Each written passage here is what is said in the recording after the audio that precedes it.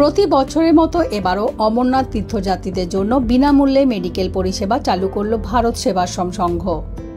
অমরনাথের পথে চন্দনবাড়িতে মেডিকেল ক্যাম্পের মাধ্যমে তীর্থযাত্রীদের বিনামূল্যে ঔষধ দেওয়া হচ্ছে। এছাড়াও পাহাড়ে ওঠার আগে তাদের অক্সিজেন লেভেল পরীক্ষা করার ব্যবস্থা করা হচ্ছে এই ক্যাম্পে। ভারত সেবাশ্রম সংঘের জম্মু শাখার প্রধান স্বামী সত্যমিত্রানন্দ মহারাজের নেতৃত্বে এই ক্যাম্প চলছে। এছাড়াও সংঘের জম্মু কার্যালয়ে তীর্থযাত্রীদের জন্য ভান্ডারার ব্যবস্থা করা হয়েছে।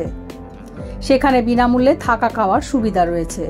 ভারত সেবাশ্রম সংঘের প্রধান সম্পাদক স্বামী বিশ্বাতানন্দ মহারাজ জানিয়েছেন, অমরনাথের এই মেডিকেল ক্যাম্প বহু বছর ধরে তারা করে আসছেন।